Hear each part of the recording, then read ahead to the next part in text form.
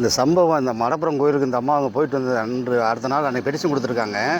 Petition கொடுத்த அன்னைக்கு இவங்களுடைய பெட்டிஷன் வந்து அடுத்த நாள் வந்து இப்போ இங்கே போலீஸ் தேடி வந்துடுது. இவங்களை தேடி 3 போலீஸ், ஒரு 8 லேடிஸ் 8 ஒரு 2 கான்ஸ்டபிள் வராங்க. அவங்க ஃபோன் அடிச்சு பார்க்குறாங்க. இவங்க வீட்டை விட்டு வெளியேற மாட்டேன்றாங்க. வெளியேறாமல் இருந்துட்டு அவங்க விட்டு போயிடுறாங்க. போன அடுத்த நாள் என்ன ஆகுது, அந்த உயிர் இறந்துட்டாங்க அப்படின்னு தெரிஞ்சதுமே இவங்க அன்றைக்கி எஸ்கேப் ஆகிறாங்க. எப்படி 10 மணிக்கு காலையில் 10 மணிக்கு அந்த நியூஸ் செய்தி கிடைச்சதுமே இவங்க துணிமணி ஒரு கட்டைப்பையில் ஒரு 10 கட்டைப்பை துணிமணி எடுத்துக்கிட்டு ஒரு கருப்பு காரில் அவங்க வீட்டுக்கு அடுத்த வீட்டில் ஒரு கார் நிற்கிது. அவங்க இன்னொரு வீட்டில் அந்த கார் எடுத்துக்கு அம்மாவும் பிள்ளையுமாவே 2 பேரும் எஸ்ஆகி வெளியே போயிடுறாங்க. வெளியே ஏறுறாங்க. ஆள் இறந்துட்டான்னு தெரிஞ்சு எப்படியே தவிர தெரியுது. தவிர தெரிஞ்சு படன்னு செகண்டில் வெளியேறி அப்படியே அன்கான்ஸாக வெளியே ஓடிடுறாங்க. அப்போ ஓடிட்டு திரும்ப மற்ற ஆளுகள்லாம் வந்து பார்க்குறாங்க. ஆனால் இவங்க எங்கே இருக்கான்னு தெரிய மாட்டேங்குது. அப்போ அக்கம் பக்கத்தை விசாரிக்கிறாங்க. விசாரிக்க எல்லாருமே தவிர்த்து மீடியாவில் எல்லாம் வந்து பார்க்குறாங்க, போயிடுறாங்க.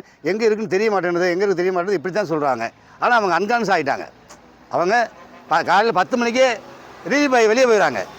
வெளியே போன பின்னால் திரும்ப வந்து பார்த்து வீட்டை பார்த்து தான் சும்மா போகிறாங்க. ஏன்னா பாலஞ்சு வாங்கலாம். ஆனால் இங்கே தான் குடியிருந்தாங்க.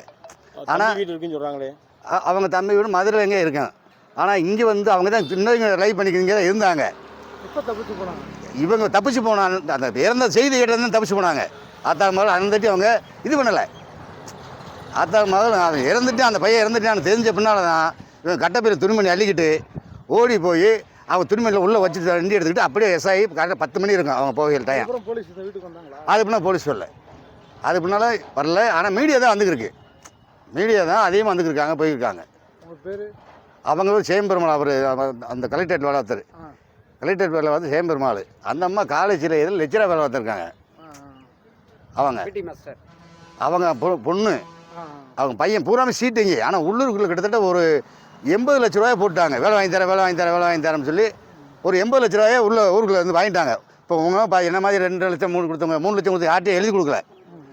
அவங்க பூரா கம்ப்ளைண்ட் பண்ணியிருக்காங்க. அந்த கேஸ் 18 கேஸ் ஓடிக்கு இருக்குது. அவங்க மேலே 18 கேஸ் ஓடிக்கு இருக்குது. உம்பிட்டையும் காசை கொடுத்து சரி கட்டிக்கிட்டு மேல் இடத்துல யாரோ பெரிய அதிகாரி இருப்பாங்க அவருக்கு. அந்த அதிகாரி வச்சுக்கிட்டு இவங்க சரி கட்டி தப்பிச்சுக்கிருக்காங்க. இது தப்பிச்சுக்கிருக்காங்க. அந்த துணிச்சலில் தான் மூணு வேலை செஞ்சுக்கிருக்காங்க. ஏன்னா இந்த நெட்டில் எந்த கடையுமே கிடையாது. பாருங்கள், மீன் கடை கூட போட முடியாது, பெட்டி கடை வைக்க முடியாது. இடம் பூரா இடம் அப்படின்வாங்க. அப்போ இது 100க்கு ஃபோன் அடிப்பாங்க. ஒரு கடை போட்டாலும் 100 ஃபோன் அடிப்பாங்க.